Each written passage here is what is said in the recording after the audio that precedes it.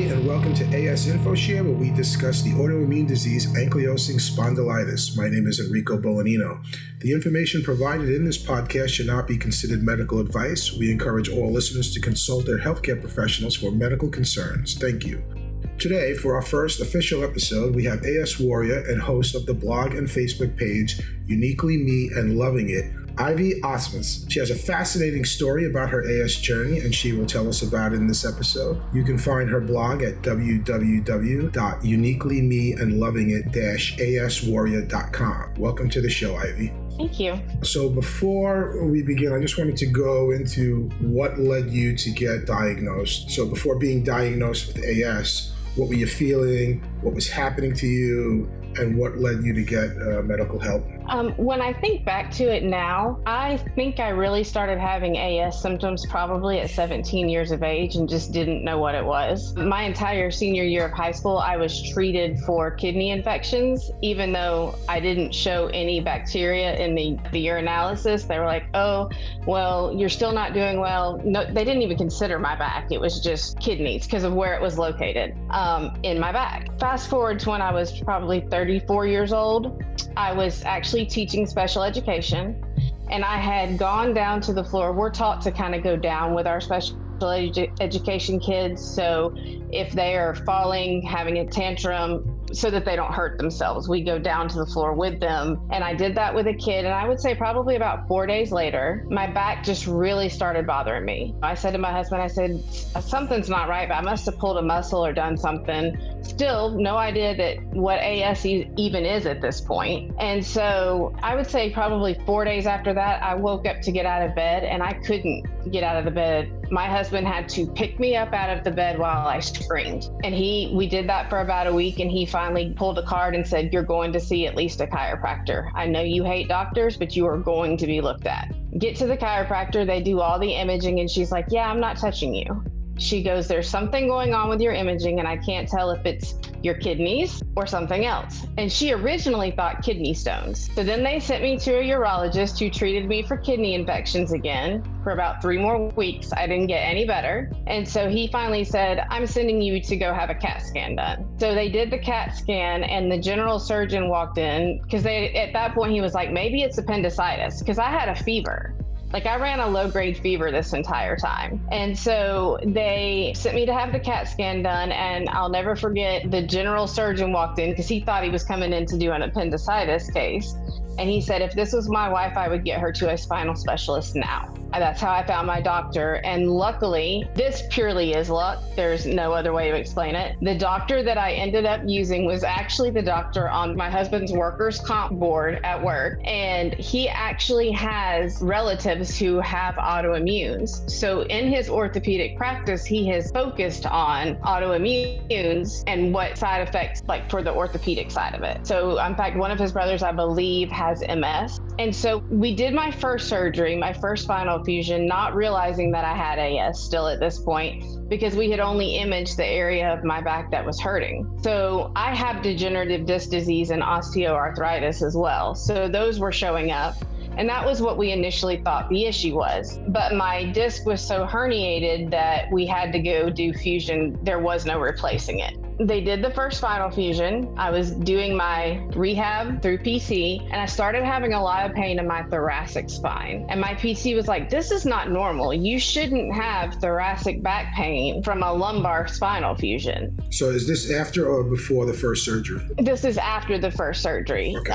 The only viable option we had for that blown disc was to go in and fuse me because the joint was so unstable. That's why I ended up with a fusion and not like a discectomy or disc replacement. They ordered an MRI, and when they did the full spinal MRI, it came back, and I'll never forget it because part of the process was the fact that probably a month after the first spinal fusion, I would be standing up for any length of time at home, and I would form what looked like a baseball at the bottom of my back. So when I went for my follow-up on March, I said something to him, and he kind of, no, it's no big deal. Well, when they took me to do an x-ray to check the hardware placement just to make sure, and they laid me on the table, my whole right leg went paralyzed. Like, I was telling my right leg to move, I could feel electrical shots, what felt like electrical shots going down my leg. I couldn't actually move my leg. So at that point, he ordered the MRI. It came back with fluid, but again, they only did one section of my spine. So it was that lower spine that they were doing all the imaging of. And so he had to go in and take like 2 or 3 gallons of fluid off my spine. So then the whole process started again of healing. So then we did rehab, and that is when they went in there and they did the full spinal MRI. And he walked in and he goes, I owe you an apology because I kept telling you that you couldn't be in as much pain as you thought you were in, but you absolutely are because you have a disease called ankylosing spondylitis. At this point, I had never even heard of this disease. And I was like, okay, great. What is that? And then I went to my good friend Google, and I was like, oh, this is crazy. And there began the journey. And it took us 4 years to find a rheumatologist that would treat me based on the imaging because I am HLA-B27 negative. So you don't have the gene that is often associated with ankylosing spondylitis, which Correct. There are a lot of people who do not have the gene who do have the disease. So that's why it's not always best to rule it out just based on the gene. It's usually done with a handful of other tests as well. And he kind of verified his imaging suspicions. He ran my reactive protein and it came back at something like, or my SED rate, I can't remember which one, it was one of the two. It came back at like 18 when it's not supposed to be like over 8. Right. So that was sky high. So at this point, how many surgeries did you have at that point? I had only had 2, the very first fusion, and then basically, I guess you could call it a fusion redo because when they have to go in and take that much fluid out of your spine, they have to undo the hardware, completely drain you, and then put the hardware back in. So had they known you had ankylosing spondylitis, would they have done the surgery or they still would have done it either way? They would have done the surgery because it was more of a disc issue at that point, and I hadn't started to naturally fuse. So I think surgery goes out the window once you start the process of naturally fusing. So now after your second surgery, they find out you have ankylosing spondylitis. They send you to a rheumatologist. Did they give you any kind of medication or? I went through 4 rheumatologists and 5 if you want to count the one I saw in 2004 before all of this started, where they said, oh, you have fibromyalgia. And I was like, yeah, no, I don't. I was like, I know I don't have that. So I went through 4 rheumatologists. 2 of them were like, basically were trying to diagnose me by taking measurements of my spine, which is yet another way to verify again that somebody has AS. And they go, oh, well, your spine's in the perfect position. You can't have AS. And I was like, it better be. I just paid somebody a whole lot of money to put it there. So that was the first 2. The third one I saw said, yes, I know you have a problem, but I have no idea which autoimmune it is, so I'm just going to do nothing.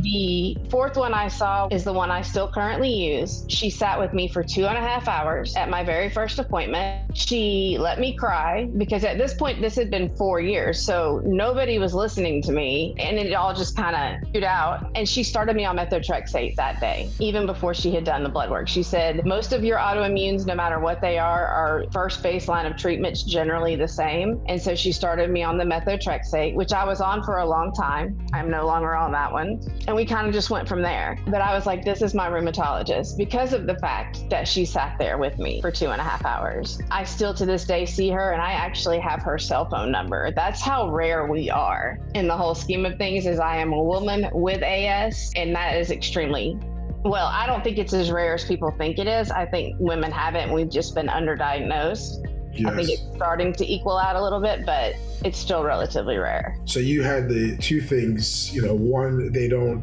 or at the time, women were not really getting as much acknowledgement when they had the disease. It wasn't, it was kind of pushed away. It was more of a men disease. Now they're starting to see it. Also, you didn't have the gene, so that's 2 things that were causing them to overlook your diagnosis, it sounds. Exactly. Like I said, I really think in 2004 when I saw that very first rheumatologist, because remember I told you my symptoms started, I feel like when I was about 17 years old. I think I had AS then and they just didn't even look at it because it wasn't considered in women. So they gave you the methotrexate, and then what happened from there? Did you have any side effects from that, or? The methotrexate I did. They weren't horrible side effects, but I did lose quite a bit of my hair. Like I had a lot of hair loss. And so to this day, I still, like if I don't do my eyebrows, I look like I only have half eyebrows. But I laugh about it because it did help. I mean, the methotrexate worked well. And she did that because she knew that you had to be on methotrexate a certain amount of time before insurance companies would even let you consider a biologic. She knew I was going to be on a biologic, but she started me on the methotrexate so that it started counting that day. And one of the things that I learned in doing my research is that, believe it or not, the biologics and the methotrexate are usually synergistic, which means if the methotrexate causes you a lot of side effects, the biologics will help offset that. And the methotrexate often makes the biologic work better than it would just on its own. What other medications did you go through along your journey? What did you try and didn't work and did work for you, knowing that, medication works differently for each patient? What was the journey that you took? They also had me on hydrochloroquine for a while because I also have Sjogren's syndrome. They say that autoimmunes come in pairs. That's my secondary. But the methotrexate worked really well, and I got very blessed. I consider myself very lucky. They started me on Humira first, and Humira has worked wonderfully for me. So I didn't have to go through the process of having a failed biologic. I got very lucky in that sense. I did have to go on to Hyrimoz for a while when they came out with the biosimilars, but they just got me reapproved to go back on the Humira. The Hyrimoz was working, just not the full 14 days. Like you would get 2 full weeks from the Humira, but with the biosimilar only lasts maybe 10 days or something. And yeah, exactly. With the Humira, I was doing so well on it that if I didn't put a reminder in my phone, I would forget that it was shot day. With the Hyrimoz, I would say 3 to 4 days before I was due for that shot, I was like, yeah, it's shot week. Just a difference in pain levels, functioning, brain fog, all the stuff that comes with it. It was just like, okay, yeah, it's just not lasting.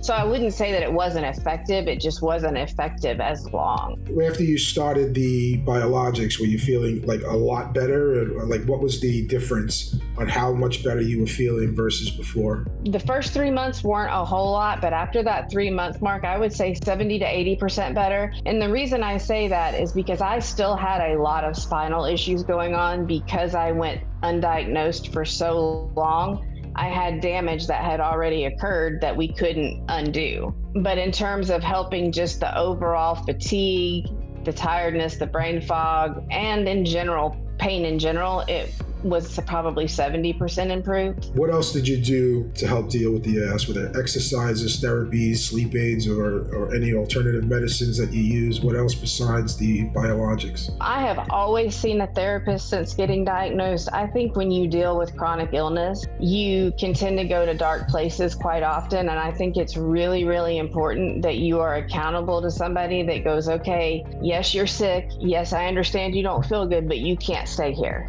You have to come out on the other side. And so I've worked with a couple of different therapists, and I tried really hard to start focusing, and which was very difficult at this time because remember, I still didn't feel good. So I, at this point, still only had 2 spinal surgeries. It wasn't till 2016 that we fused both my SI joint, which again helped with the damage that I already had that was still causing pain. But therapy is a great thing. Like when I wake up every day, it's like, okay, what am I grateful for today? And it can be as simple as I really enjoyed dessert from the night before. I mean, it can be anything. They say that where your focus goes, grows. So if we sit here and we focus on the fact that we hurt all the time, that is what grows. Versus if we try to, as hard as it can be and as painful as it can be, to focus on the good things or other things in our lives. What about physical therapies and exercise? I know you ran a half marathon since all of this happened. What about like training and exercises and stuff like that? Like how did that help you?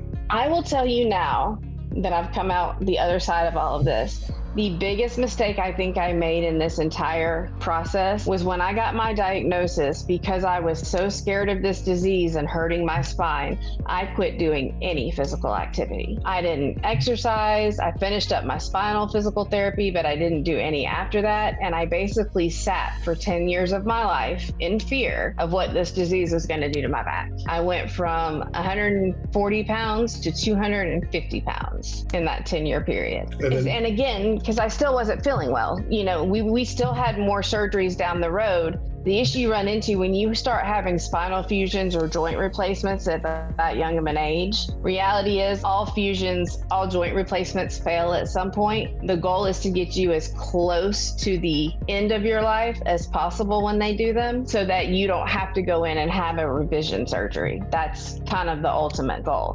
So we were holding off on these other spinal surgeries as long as we possibly could in hope that we could ride out the time a little bit. Was there a point where you did start doing more exercises and started training and doing other things to get back? I would say that really started in 2023. I went in for my 7th spinal surgery in January of 2023. And because I had been through the first fusion, I was like, okay, this is going to be a piece of cake. This is going to be great. I got this. Went in, was out of the hospital in under 24 hours, came home, was doing great.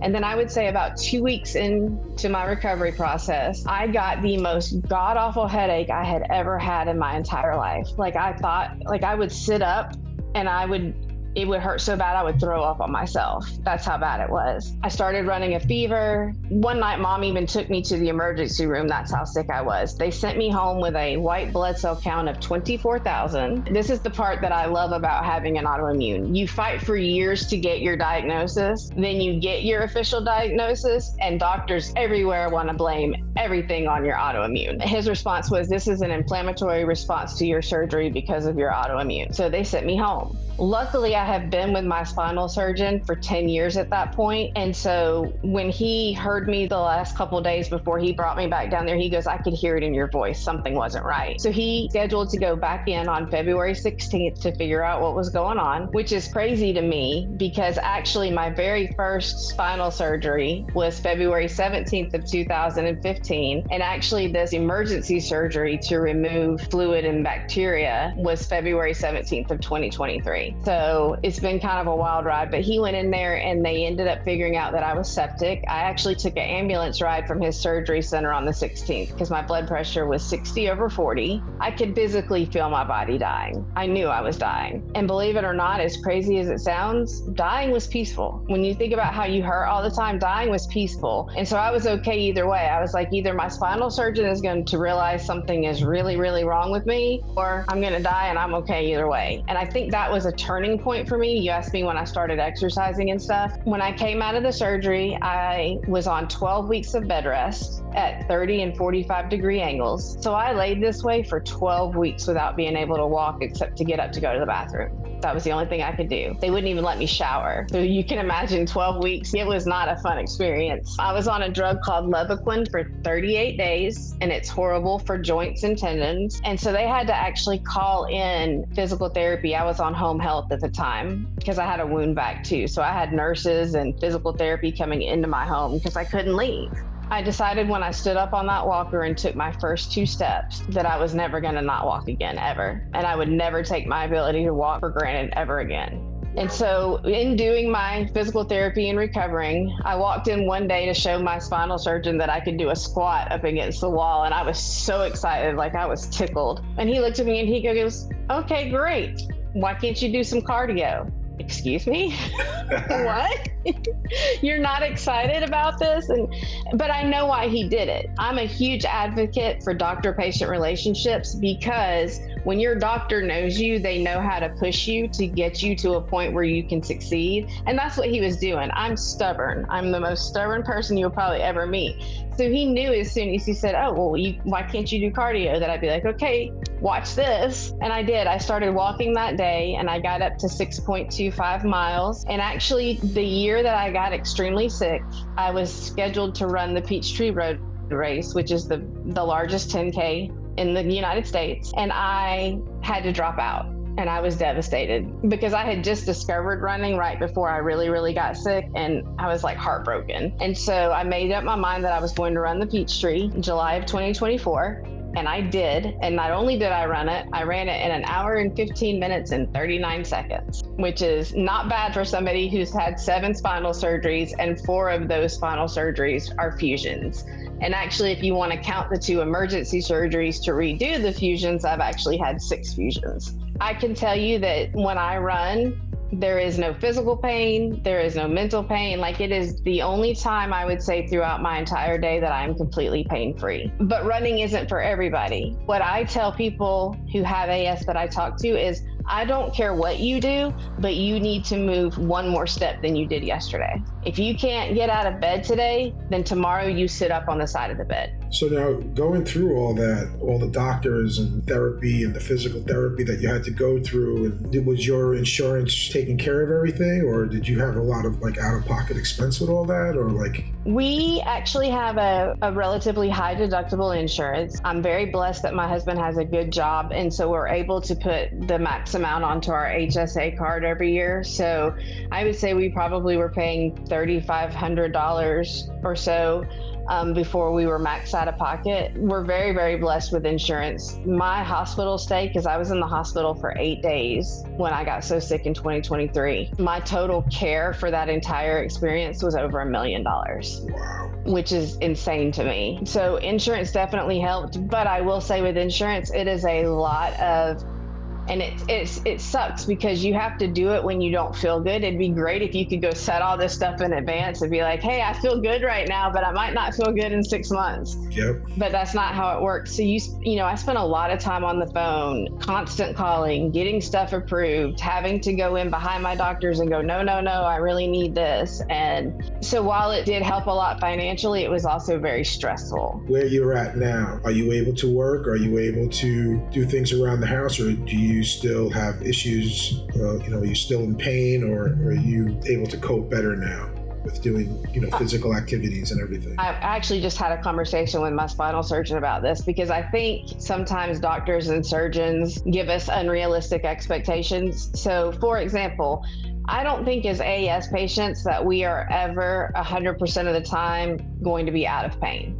I just don't think it's realistic. Same thing with spinal patients. Most spinal patients have multiple things going on. So again, to tell them, hey, I'm going to go in here and fix you and you're going to be 100% improved, isn't always the best thing to do, because then they get disappointed. One of the things I loved about my spinal surgeon is he was very realistic. So I've had decompressions, which are where they go in and take out healthy bone, because I have such a narrow spinal canal because of all the extra bone growth that I've had with the AS. They'll go in and actually take healthy bone out and open those areas up. The problem is when you do that, it unstabilizes the joints. So we actually did that surgery in 2020, actually. He went in and decompressed my L4, L5, and he was very honest. He goes, I can't tell you if you're gonna have 5 days, 5 years, or 5 months of improvement with this decompression, but whatever you get is more time than we would have had if I went in and did the fusion right now. Part of, we're gonna always have pain.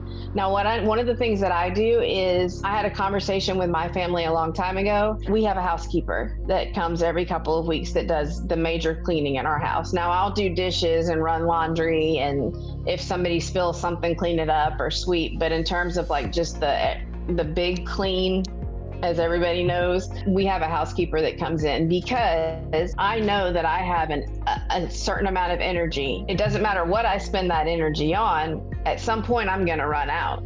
So for me, it was more about having that extra energy to do things that were quality and important to me versus cleaning my house. Now, not everybody has that luxury. Part of it is learning how to modify stuff. So like, for example, before I had a housekeeper, if I had to load and unload the dishwasher, instead of standing at the sink, bending down, putting them in, standing at the sink, I would rinse them off, sit them on the counter, get a chair, sit in the chair, and then bend from the chair over to put them in the dishwasher, because it wasn't as much of a bend. So just coming up with an alternative to ways to do it. As a special education teacher, because there's often aggression or acting out, or you have to go to the floor with a kid, we all sat down in a meeting. Another great thing that my spinal surgeon did, and he said, okay, I don't want her to work in special education. And I'm not saying that she can't do any job, but I'm also going to tell you that my fear is that if she works for the next 20 years, she will have no quality of life at 60 years old. So my family, again, very blessed, sat down and we had the conversation, and they said, okay, you're not going to work. Do I miss it? Absolutely. It's so funny because people go to work every day. Oh, I don't want to go to work. I hate work. And then I'm sitting over here and I'm like, man, I would really like to go to work. So that was kind of a family decision. Again, blessed because not everybody could do that, because the reality is getting approved for disability with AS is very difficult. And I have not had to go that route. We actually started the process and they were like, yeah, you weren't insurable since 2011, so no, you're out, which is insane to me that it's so difficult. Not having to work is interesting, but I would kill to work, if that makes sense. Yeah. But then you've got AS patients that work and they're like, man, I wish I didn't have to work. Sometimes it's good. Like you need to keep the mind going and working fulfills that and helps you out. And depending on your job and how much you care about your job, it can be therapeutic in a way. I think that's part of the reason why I picked up the running like I did is, and the spinal surgeon will tell you, he'll tell you I'm a miracle. I'll tell you I'm not a miracle, but that I have learned how to control my brain and make my brain my ally versus my enemy. I shouldn't be able to run. After 7 spinal surgeries, the pain with AS, everybody's like, how can you do this? I don't know why it works for me, but it just does. But what it has allowed me to do is to set a long-term goal. My goal is to run a marathon by March of 2024. I was going to do that this year, and I broke my foot 2 days after I ran the Peachtree Road Race. I stepped off a curb, and the curb won. And it took me 6 months in a boot to heal. And that's the other thing they don't talk about too. When you're on biologics or have any co-occurring health conditions, simple things like a broken foot end up taking months longer than they should to heal. And it's just part of having that crazy immune system that wants to eat your body but doesn't want to help you heal. Right. So you had like an amazing journey and, very inspirational. And I guess that's what led you to start your blog. You want to tell us a little bit about your blog and what led you to start it? What's been the response from it? I actually started it relatively recently. 12 weeks on bed rest is a lot of time to lay around and think when you can't get up and you're trying not to think about the fact that you're in pain. And I just remember when I was first diagnosed, it blew me away how little information was out there. And then I found support groups on Facebook. But when you get into support groups, they're great for a lot of things. But one of the things I have noticed in the support groups, people don't come to support groups when they're feeling good. So there's a lot of, I don't want to say negativity, but focus on the bad versus having hope. And I noticed that a lot of these patients don't have any more hope. And so I thought, hey, I do have a pretty exceptional story. If nothing else, it can give people with my disease hope that there is another side to this, that you can come out on the other side of it, to just keep pushing. Like I will tell you, it took 90 million gazillion baby steps to get where I'm at. It wasn't like I woke up one day and said, hey, I want to go run. It was a lot of pushing through pain and a lot of going, I can do this, I can do this. Coming so close to death, I tell people all the time, I don't fear death, but what I fear now is living a life like I did for 10 years, where I'm so paralyzed with fear that I don't do anything and I don't live life. Yeah, I think that's it. I think like what you do is very inspirational. And I think that's what, a lot of us AS patients need. When you see somebody else doing something, it motivates you to try harder on your own. It's like, oh, wait, I can do this too. And you start motivating yourself to do what that other person is doing, even like you said, in small steps. So it's very important. And I felt the same way when I first started looking on Facebook about, trying to get information. It's very dark. It's a lot of people in pain and looking for help. And that's what's important of what you do and with the blog. It's you're giving people help. And I'm seeing that a lot often now with a whole bunch of people, posting and more positive things and more educational things. And I think it's important. I hope you continue doing the blog, and I hope it reaches out, and I hope this podcast helps promote the blog a little bit more and people go to it. Well, and I've really just started doing it, and I didn't want to put out something where I didn't have my story where somebody could go and find it. So I haven't done a whole lot of social media posting about it, but now that the actual story is out there, I will start to promote it more on social media. I've more or less shared it in the support groups for people who have asked or gone, can I exercise? Can I do this? Can I do that? Yes, you can. You absolutely can. And it doesn't have to be running. I tell people all the time, running is my thing. Find that one thing that you are passionate about, that you could get up and do every day that'll make you want to get up on your worst day. That's great. Well, thank you so much. Once again, the blog is www.uniquelymeandlovingit-aswarrior.com, and you can also find her on Facebook at Uniquely Me and Loving It. You also have other social media, Twitter, Instagram, I believe. Mm-hmm. So please look Ivy up. It was a pleasure having you. Again, it was a very inspirational journey, and I hope to have you on again, and we can see where you're at and how your journey continues. Definitely. Thank you so much. And guys, just keep pushing. You really can do this, I promise. Thank you.